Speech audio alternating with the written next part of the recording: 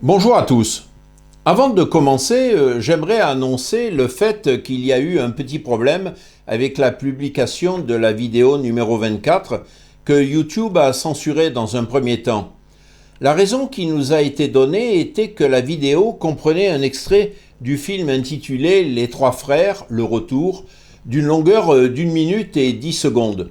Mais ce film est protégé par les droits d'auteur et la vidéo a donc été rendue indisponible en France, en Belgique, au Luxembourg et dans les territoires français d'outre-mer. Cependant, la vidéo était disponible dans son intégralité au Canada puisque les lois françaises et européennes ne s'y appliquent pas. Nous avons donc décidé de mettre sur YouTube 2 versions. La version amputée a été publiée sur le site d'Impératif Français via YouTube et voici le lien de la version originale. Les internautes disposant d'un VPN pourront bien évidemment la visionner quelle que soit leur localisation. J'en viens maintenant à mes commentaires sur l'actualité récente. On a appris le 5 août le décès de Madame Hélène Carrère d'Ancos, secrétaire perpétuelle de l'Académie française. Je ne suis pas ici pour faire l'éloge funèbre de Madame Carrère d'Ancos. Sa biographie est connue. Je voudrais seulement souligner que ses contributions liées à sa fonction de secrétaire perpétuelle semblent pâles en comparaison avec ses autres contributions.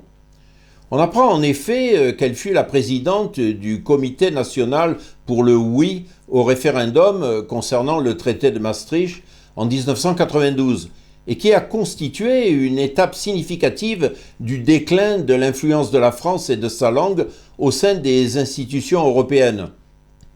Par la suite, elle devint présidente du Conseil scientifique de l'Observatoire des statistiques de l'immigration et de l'intégration, ce qui a évidemment peu de rapport avec la langue française. Au moment où la crise russo-ukrainienne a éclaté, elle a joué le rôle de consultante auprès du gouvernement à propos des objectifs et des réactions probables de la Russie. Elle fut davantage sollicitée pour des entretiens avec des animateurs de télévision et de radio pour donner son opinion sur Vladimir Poutine que pour commenter sur sa fonction principale de secrétaire perpétuelle de l'Académie. Lors de l'introduction de la nouvelle carte d'identité bilingue français-anglais en France, elle annonça qu'elle allait s'opposer farouchement à ce bilinguisme imposé par les autorités. On allait voir ce qu'on allait voir. Puis, il ne s'est rien passé du tout, et la carte d'identité bilingue est toujours en vigueur. Madame Carrère d'Ancos s'est toujours débrouillée pour contrer la candidature à l'Académie française des éléments les plus militants en faveur de la langue française. En mai 2018, elle n'appuya nullement la candidature d'Arnaud Aron Upinski pour occuper le fauteuil de Philippe Beaussan que le décès de ce dernier avait laissé vacant, alors qu'Upinski était un candidat favori. On peut voir ici une lettre adressée à Madame Carrère d'Ancos par Madame Catherine Distinguin, qui est devenue depuis lors présidente de l'association Avenir de la langue française, ou ALF, pour appuyer la candidature d'Upinski. Enfin, en contradiction totale avec le rôle que l'Académie française est censée jouer, Madame Carrère d'Ancos accepta à plusieurs reprises d'examiner et d'aménager des réformes affectant la langue française proposées par le gouvernement, alors que c'est le rôle exclusif de l'Académie de concevoir et d'imposer des réformes dans ce domaine. En effet, en créant l'Académie française en 1634, le cardinal de Richelieu avait un but normatif. Le rôle de l'Académie est de définir des normes et des règles dans l'usage de la langue qui doivent en premier être appliquées par les organismes officiels du gouvernement et les universités, et ensuite ruisseler vers le reste de la société. Il ne s'agit bien sûr pas de forcer le peuple à changer ses habitudes langagières brutalement, mais d'introduire des règles et des normes qui irriguent petit à petit toute la société, puisque tout le monde cherche, en principe, à imiter et adopter les modèles de l'élite. À l'époque de la création de l'Académie, les académiciens affirmaient que même le roi n'était pas habilité à proposer des mots nouveaux. C'était et c'est resté le rôle exclusif de l'Académie jusqu'à récemment. Dans une future vidéo, je reparlerai des académies linguistiques et de leur rôle, car elles chapeautent l'évolution de la plupart des langues de la planète. En effet, et contrairement à ce que l'on essaye de faire croire aux francophones du monde entier, c'est-à-dire que la France serait l'un des rares pays à avoir une académie pour veiller sur sa langue, Wikipédia présente une liste non exhaustive de pas moins de 108 académies linguistiques pour les langues ayant une grande diffusion. Toujours est-il que Mme Carrère d'Ancos a fait preuve de bien peu de zèle à défendre et imposer les directives de l'Académie. Elle a au contraire contribué à entériner son rôle de coterie d'écrivains et de société de belles lettres dont les recommandations sont systématiquement bafouées par les gouvernements français qui se succèdent au cours des années, et plus particulièrement par les ministres de l'Éducation qu'ils choisissent. La deuxième nouvelle que je voudrais commenter est l'absence totale de couverture médiatique par la France des Jeux de la francophonie 2023 qui se sont déroulés cette année à Kinshasa, en République démocratique du Congo, et qui ont été lancés le 28 juillet dernier.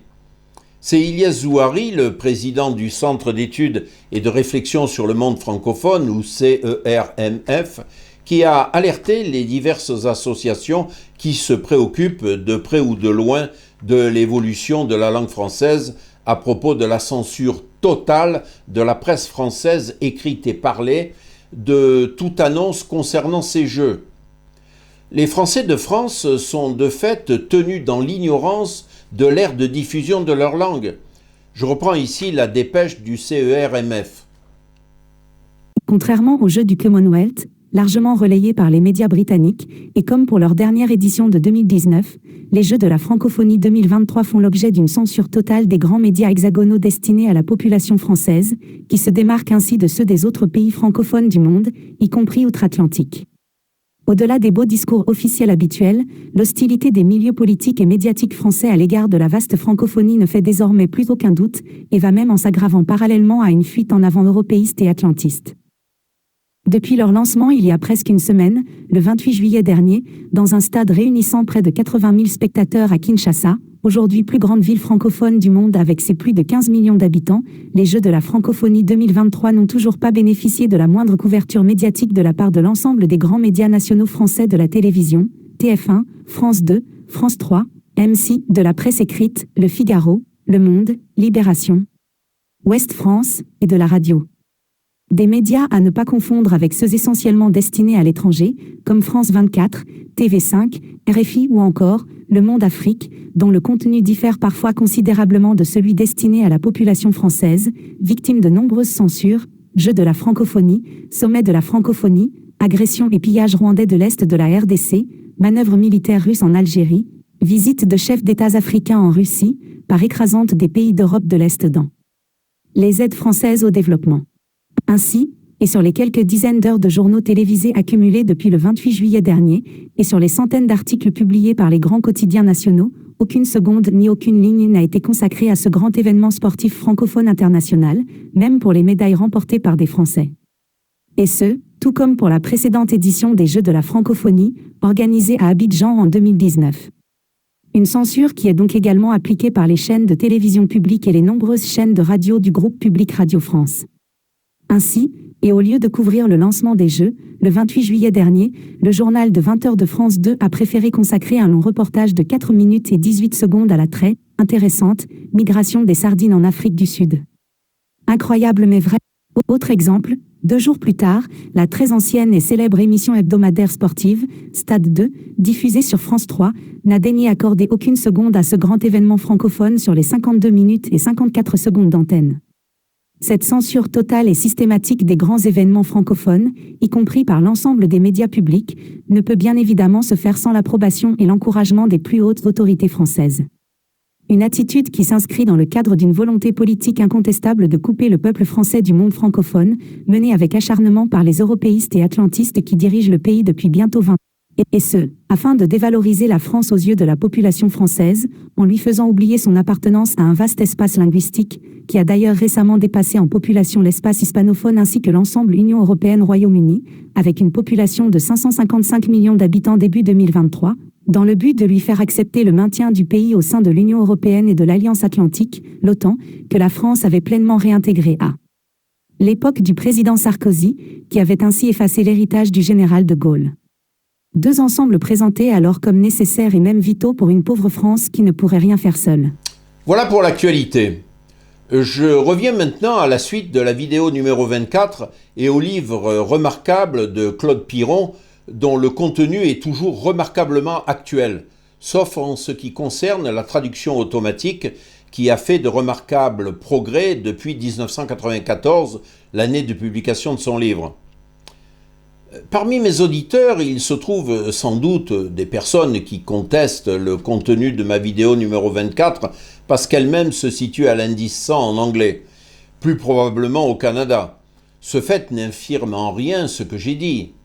Ces personnes ont bénéficié de circonstances exceptionnelles, par exemple un parent de langue anglaise, ou la possibilité de faire des études aux États-Unis ou en Grande-Bretagne, ou une scolarité dans une école internationale où une partie de l'enseignement était dispensée en anglais, ou une vie professionnelle dans une province anglophone où l'anglais est à ce point d'usage quotidien que l'intéressé baigne dans cette langue. Tant mieux ou tant pis pour ceux dont c'est le cas, mais l'on n'aura une vue exacte de la réalité que si l'on se garde de prendre pour normaux ces cas relativement exceptionnels. Et aussi, Claude Piron ajoute, je cite, « Me fondant sur mon expérience, je signale qu'un certain nombre de personnes ayant bénéficié de l'un des avantages précités ne savent plus ni le français ni l'anglais. Certes, elles parlent sans accent et ne font pas de faute de grammaire, mais leur sémantique témoigne de graves confusions. Elles emploient les mots sans trop savoir quel est leur véritable sens dans la langue utilisée. Ce sont ces personnes qui confondent pauvreté et misère, par exemple, ou qui disent « développer une industrie », là où en français, sous peine de malentendu, on dit « créer » ou « mettre sur pied une industrie ».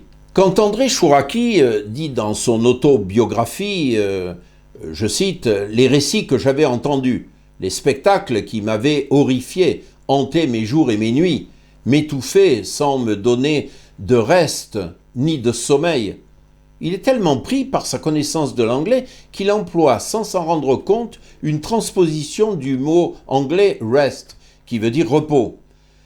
Sa phrase n'est pas claire pour une personne qui ne connaît que le français. Or, cet auteur manie manifestement la langue de Molière avec une rare excellence. L'anglais n'est ni sa langue maternelle, ni la langue de ses études, mais il est difficile d'échapper à l'emprise d'une langue que l'on utilise beaucoup.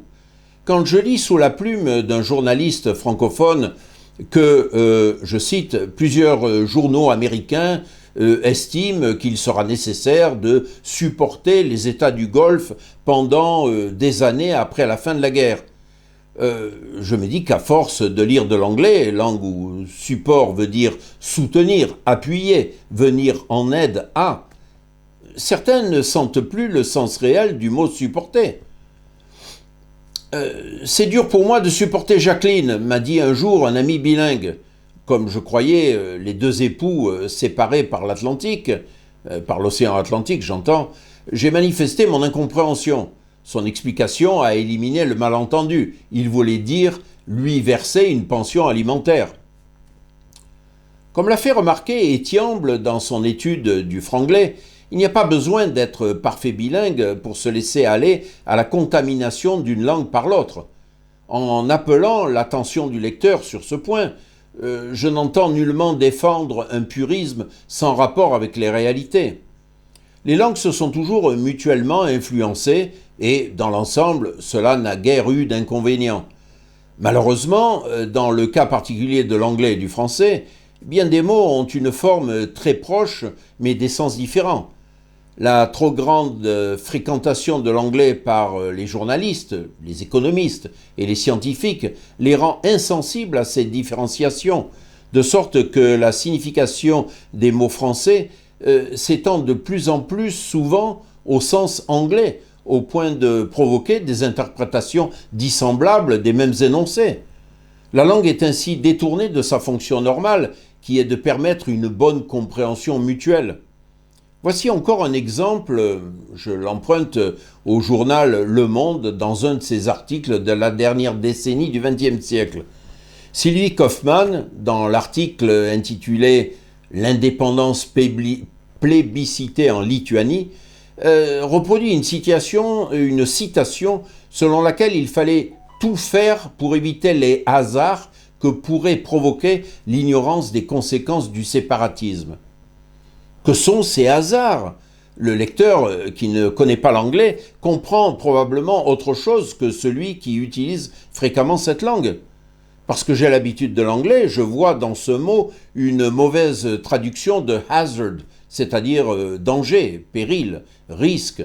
Mais le lecteur qui ne connaît pas l'anglais, et c'est à lui qu'un journal francophone devrait s'adresser en priorité, ce lecteur comprend certainement événement aléatoire, le sens danger, de hasard, ne faisant pas partie de l'usage français courant. Le même texte donne donc lieu à deux interprétations différentes. Est-ce tomber dans un purisme excessif que de le regretter ? La perte de conscience de la différence entre deux langues parallèlement utilisées atteint parfois des sommets inimaginables. C'est ainsi que l'on a pu lire dans un journal bruxellois de très bonne tenue l'annonce ahurissante que voici. Je cite, « Deux secrétaires salles, créatives avec de grandes capacités d'organisation et aimant les contacts, vous serez les collaboratrices efficaces de nos field sales managers. » Le mot « salle » veut dire bien évidemment « vente ». Le moins qu'on puisse dire, c'est que l'emploi d'un terme anglais est en l'occurrence gravement malvenu. Ne faut-il pas une terrible inconscience des phénomènes linguistiques pour en arriver là ? Mais c'est au Canada que j'ai vu les conséquences les plus désastreuses de ce phénomène. En 1973, j'ai assisté à l'École polytechnique de Montréal à des conférences souvent données par des francophones canadiens, mais qui avaient travaillé pour l'essentiel en Ontario ou dans d'autres provinces anglophones du Canada. Ces ingénieurs et ces chercheurs qui voulaient absolument faire leurs conférences en français ne connaissaient plus les mots techniques de leur profession. Que mes amis québécois me pardonnent pour ce que je vais dire, mais ces professionnels de haut niveau donnaient quelquefois l'impression d'avoir été affectés par un accident vasculaire cérébral, ou une attaque, comme on disait autrefois. Ils faisaient des efforts méritoires pour parler en un français qu'ils ne connaissaient plus. Et ils donnaient donc l'impression d'une dégénérescence cérébrale avancée en cherchant leurs mots, en substituant des mots anglais pour des mots français, dans un exposé qui devenait presque incompréhensible pour un véritable francophone. Mais reprenons le fil des observations de Claude Piron.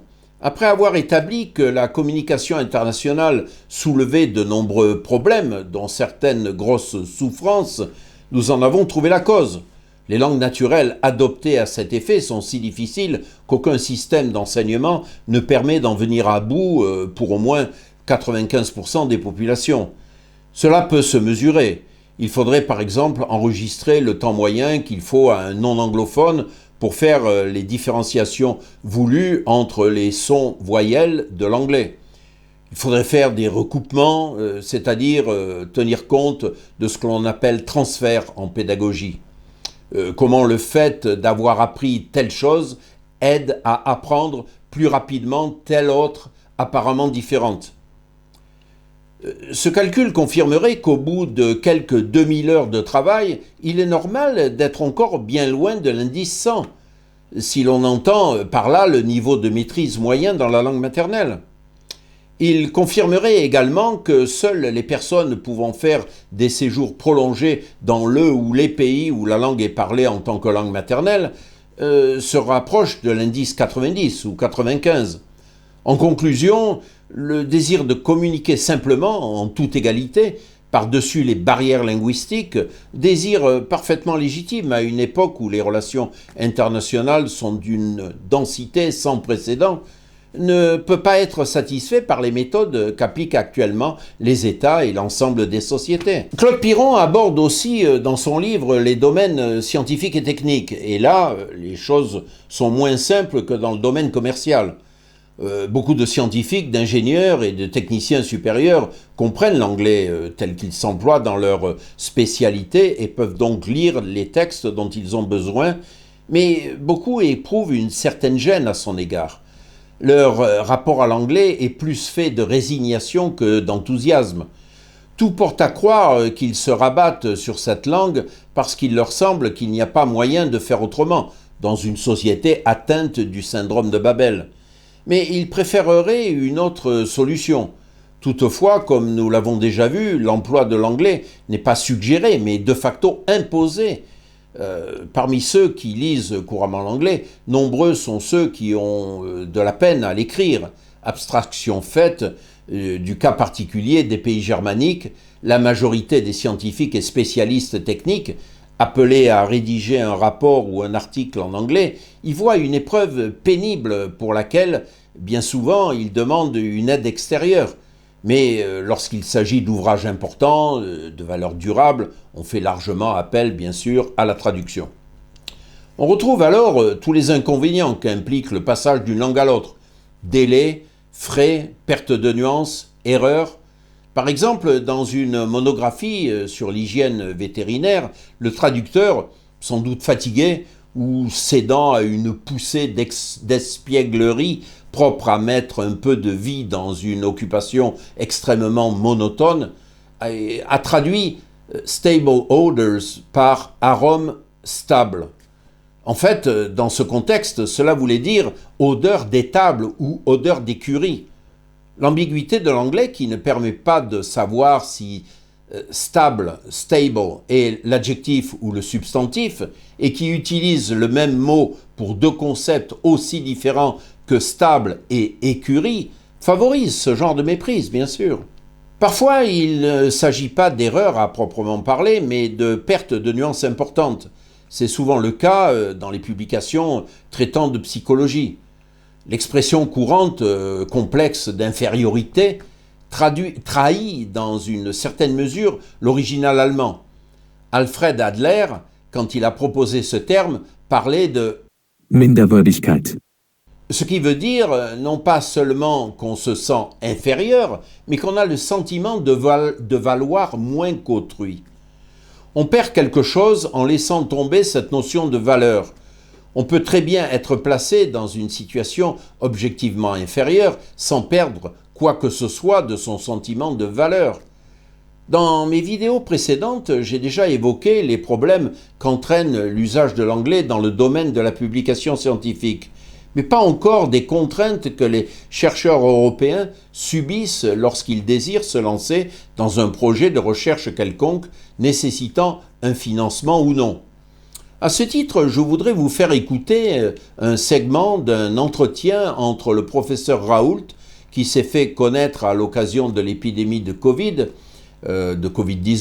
et François Asselineau, président de l'Union populaire républicaine, un parti qui milite pour la sortie de la France de l'Union européenne, de l'euro et de l'OTAN.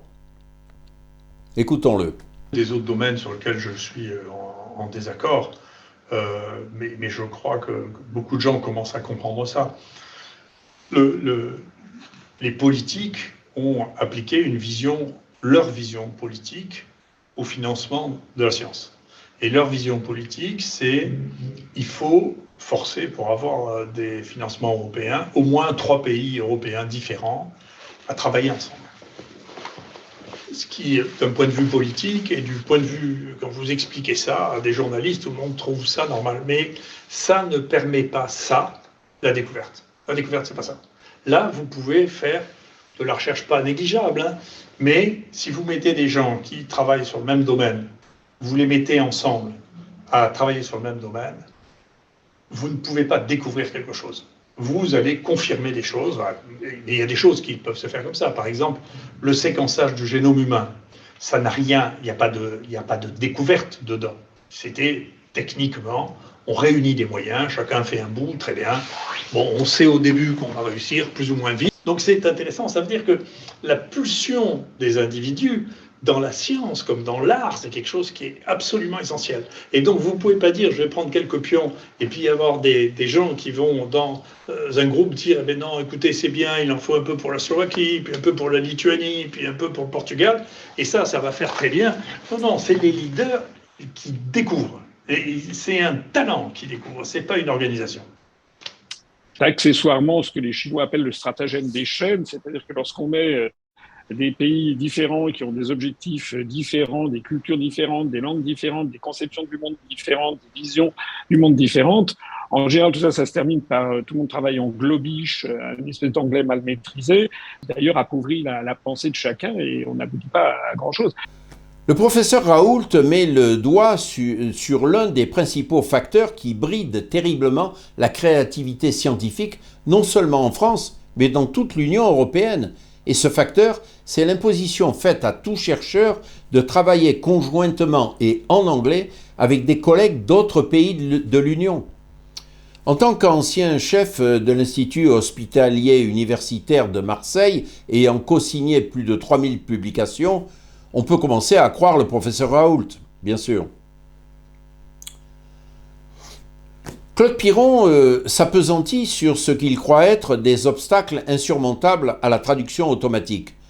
J'en ai déjà donné de nombreux exemples et il est évident que si l'on rencontre un terme comme « oil », il peut s'agir soit d'huile, soit de pétrole. Si l'on pose la question « Do you feel like a girl ?», cette question peut signifier à la fois « Est-ce que tu te sens comme une fille ?» ou « Est-ce que tu as envie d'une fille ?» Si dans un document lié à la Seconde Guerre mondiale, on lit « Japanese Prisoner of War Camp », il peut s'agir d'un camp américain de prisonniers japonais ou d'un camp japonais de prisonniers américains. Comment traduire un mot comme « pattern » qui peut signifier structure, composition, modèle, maquette, motif, échantillon, profil, répartition, tableau, configuration, etc. Bien sûr, le contexte doit être pris en compte. C'est pourquoi un bon programme de traduction ne peut pas travailler en continu et qu'il doit faire plusieurs passes à travers tout le texte ou tout le discours avant de générer la version finale de la traduction. C'est par exemple le cas du traducteur intégré à Yandex, un des navigateurs russes qui traduit oralement toute vidéo en utilisant le sous-titrage dans la langue originale. Mais nous verrons cela un peu plus tard. Il y a également un aspect que Claude Piron aborde dans son livre et qui est ce que l'on peut appeler l'esprit de la langue. Si l'on compare l'anglais au français, on constate que le premier évoque, là où le second explicite, en général. Les anglophones utilisent des termes descriptifs, sensoriels, empruntés au langage courant, là où le francophone utilisera des expressions abstraites, à définition précise, à allure scientifique. Par exemple, l'annonce suivante est celle d'une firme qui cherche à recruter un Freeze-Dried Pharmaceuticals Manager. Freeze évoque le gel, dried évoque quelque chose d'asséché ou de desséché, pharmaceuticals, des produits pharmaceutiques, et manager, un directeur. Pas la moindre préposition, pas le moindre accord d'adjectifs ou de participes qui permettraient de comprendre comment ces diverses notions se rapportent les unes aux autres. On nous livre ici 4 petites touches séparées et on compte sur nous pour les mettre à leur place. À s'en tenir à la seule grammaire, cette formule signifie aussi bien qu'on recherche un directeur desséché sous congélation pour un service de produits pharmaceutiques ou qu'un directeur du département des produits lyophilisés. Cette dernière traduction est la bonne, mais ce n'est pas la langue qui permet de le savoir, car elle se borne à évoquer, comptant sur le bon sens du lecteur ou sur sa connaissance préalable du sujet. Le mot lyophilisé témoigne d'une conception de la communication bien différente de celle des anglo-saxons, qui avec freeze-dried pourra se faire une idée de ce dont il s'agit, alors que la signification de lyophilisé nécessitera d'avoir recours à un dictionnaire, si ce terme est vu pour la première fois. En d'autres termes, les termes anglais sont concrets, métaphoriques et formés de mots de tous les jours. Leurs équivalents français sont abstraits, tiennent plus de la définition que de l'image, et ne sont pas tirés du vocabulaire de la vie quotidienne. On perçoit donc, à travers ces exemples très simples, l'esprit de la langue. Le français insiste sur le conceptuel, et il n'est guère étonnant que, pendant très longtemps, l'école française de mathématiques fut l'une des meilleures au monde, jusqu'au déclin récent de l'instruction publique dans ce pays. Ce type de différence dans l'esprit de la langue entraîne automatiquement des orientations différentes dans le développement des peuples de langues différentes. La pensée se moule sur son expression linguistique, d'où l'importance de maintenir cette diversité linguistique qui est un facteur structurel déterminant le potentiel des sociétés et de leur contribution éventuelle au progrès de l'humanité tout entière. Je fais ici une parenthèse. En faisant ces observations, Claude Piron n'avait cependant pas de connaissances suffisantes en anglais technique contemporain, particulièrement en informatique, domaine dans lequel on peut constater que la formation des termes anglais ne correspond plus au schéma traditionnel, comme je l'avais mentionné dans une vidéo précédente. Pour en revenir au système adopté pour résoudre les problèmes de communication linguistique entre personnes de langues différentes par le truchement de l'anglais, il n'est qu'un palliatif coûteux et frustrant pour une très large majorité des populations. Dans le monde d'aujourd'hui, ce système est fondé sur l'utilisation d'une foule d'éléments arbitraires totalement inutiles pour l'efficacité et le plaisir de la communication, et qui n'entrent en ligne de compte que parce que les relations linguistiques sont des rapports de force, des relations de pouvoir politique, de domination économique et militaire. Claude Piron écrit en page 157 de son ouvrage, je cite, « Le monde entier se met à genoux devant le peuple dominant du moment. Les Français au XIXe siècle, les Anglo-Saxons aujourd'hui, demain peut-être les Chinois ou les Russes. » Avant de se reconcentrer sur le français et sur les possibilités que nous avons perdues du fait de notre asservissement de facto, et dont la langue est le marqueur le plus évident, c'est le moment ici de préciser qu'il existe aujourd'hui des moyens puissants de conjurer la malédiction de Babel et à la fois de garder la richesse qu'apporte la diversité linguistique. Ces moyens consisteraient en l'usage généralisé d'une langue auxiliaire spécialement conçue pour la communication internationale et l'emploi de la traduction automatique pour les textes non littéraires. Pour les textes littéraires ou ceux pour lesquels une extrême précision d'interprétation est requise, la traduction humaine conservera toute sa place, bien sûr. Des études ont été faites également pour évaluer les techniques d'intercompréhension entre langues voisines et dont j'expliquerai le principe dans une future vidéo. L'idée de langue internationale auxiliaire est ancienne puisqu'elle fut évoquée tour à tour par Descartes, Comenius, Montesquieu, Leibniz, Condorcet, Fourier, Ampère, Auguste Comte, etc. L'idée est simple. Qu'est-ce qui rend l'apprentissage d'une langue naturelle difficile? Ce sont l'abondance du vocabulaire qu'il faut mémoriser, les innombrables règles de grammaire avec leurs cohortes d'exceptions, les expressions idiomatiques, les difficultés de prononciation, les orthographes non phonétiques, les difficultés éventuelles du système d'écriture, etc. Dans une langue auxiliaire internationale, on va donc enlever toutes ces difficultés et concevoir une langue logique qu'un étudiant moyen sera en mesure de maîtriser en une année d'études. Malgré son apprentissage facile et rapide, une telle langue devra permettre une combinatoire presque infinie, de façon à pouvoir retranscrire fidèlement n'importe quelle pensée, aussi complexe qu'elle puisse être. Il y a eu plusieurs tentatives de langue auxiliaire internationale, dont celle du Volapük, de l'Ido, du Novial, de l'Occidental, d'Interlingua et du Basic English. Et oui, un anglais délibérément appauvri, dans ce cas, et simplifié pour conditionner les faibles d'esprit propres à devenir les valets des anglo-saxons, comme on le voit aujourd'hui. Toutefois, à la fin du XIXe siècle, le projet plus sérieux de langue internationale du docteur Zamenhof récolta les encouragements et l'adhésion de milliers d'intellectuels, d'artistes et d'hommes politiques.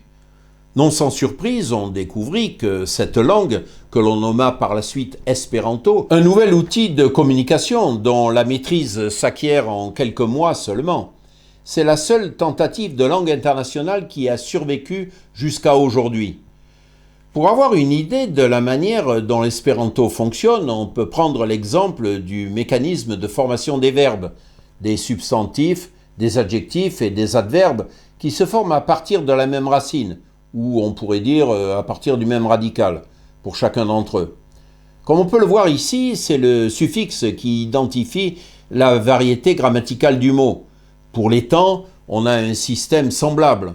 Il n'existe qu'un seul verbe auxiliaire, le verbe être, et un système de préfixes et de suffixes pour nuancer le discours. À ma grande surprise, et alors que je n'étais affilié à aucune organisation espérantiste, je fus invité au Congrès mondial d'espéranto il y a une vingtaine d'années et qui se tenait à Göteborg ou Gothenburg en Suède pour prononcer le discours d'ouverture du congrès. Avant de me rendre en Suède, j'avais l'idée de Monsieur Tout-le-Monde à propos de cette langue, à savoir une langue artificielle d'aucune utilité, qui ne peut servir que pour des communications élémentaires, une langue qui n'a aucune littérature et qui n'a aucun locuteur natif. C'est là les poncifs éculés avec lesquels j'étais arrivé en Suède. Et j'ai découvert au contraire une communauté extrêmement vivante, internationale, avec une forte représentation des peuples d'Europe de l'Est et d'Asie, et au sein de laquelle la communication était spontanée et passait parfaitement en dépit de différences d'accent notables.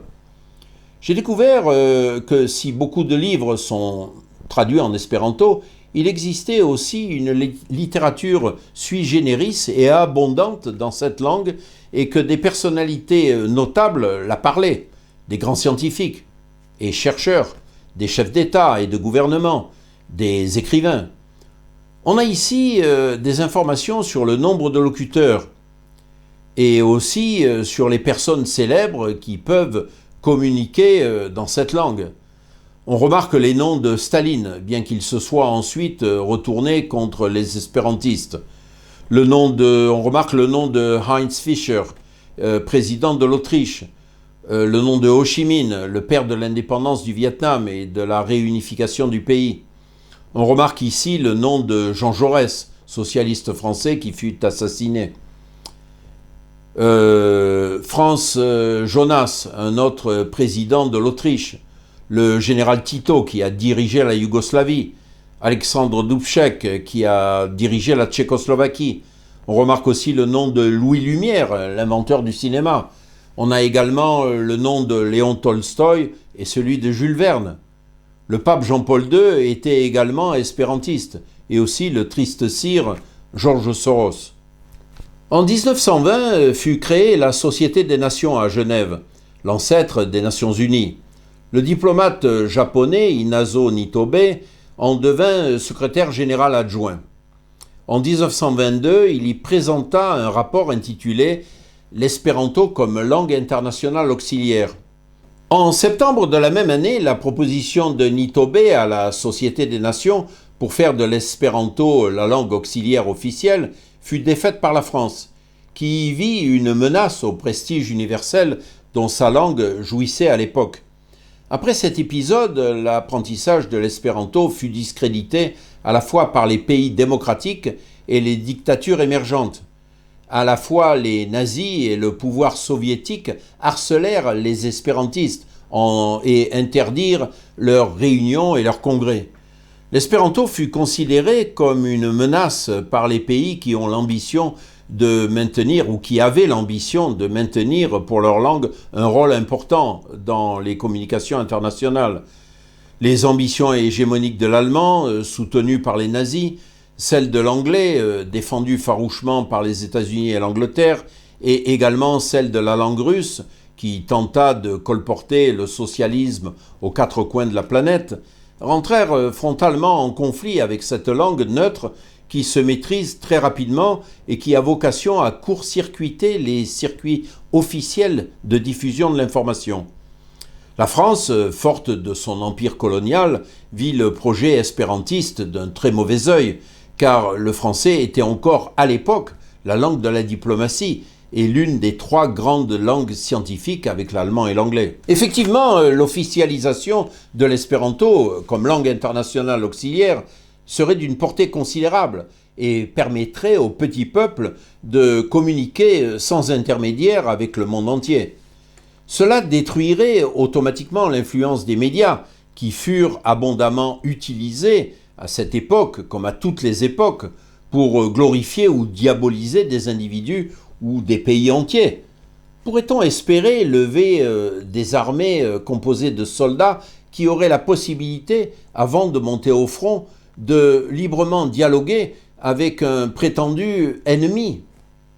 L'espéranto menace donc directement le pouvoir et les élites qui veulent que le petit peuple n'ait qu'une seule image du monde, c'est-à-dire celle qu'il diffuse et rien d'autre. Pour certains, les espérantistes semblent être des fanatiques.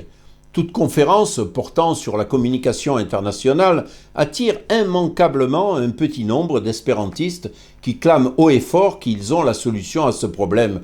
Mais quand on va au fond des choses, les espérantistes ne demandent rien, sauf que l'espéranto fasse partie de l'offre officielle en langues étrangères offerte par les divers systèmes éducatifs gouvernementaux, qu'il soit proposé comme matière d'études facultative par l'instruction publique.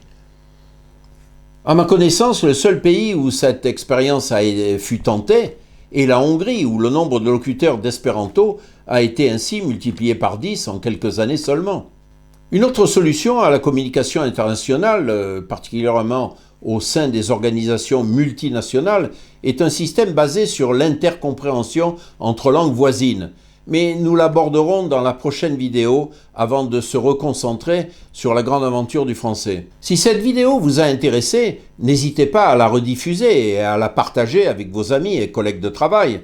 Avant toute chose, nous devons gagner la bataille des idées auprès des gens éveillés qui devront ensuite convaincre les décideurs qu'ils agissent actuellement contre leurs intérêts directs. Dans le but de nous asservir, des intérêts puissants ont pris pour cible notre langue, afin de la dénaturer dans un premier temps et de la détruire comme ciment des sociétés francophones. Il faut prendre conscience des facteurs qui ont fait reculer de manière spectaculaire l'influence qui s'exerçait par le biais de la langue française dans tous les domaines avant la Seconde Guerre mondiale. Il nous faut comprendre pourquoi les peuples francophones occidentaux sont sous occupation mentale et qu'il leur est difficile de se dépêtrer du carcan imposé par des institutions sur lesquelles ils n'ont presque plus d'influence. En devenant membre d'Impératif Français, vous franchirez une étape dans la bonne direction. Pensez à faire une donation à cet organisme dont le but est d'affirmer la francophonie québécoise et internationale et de combattre l'impérialisme linguistique anglo-saxon avec toutes ses conséquences funestes sur l'épanouissement et la créativité des peuples francophones. Bonne fin de journée à tous.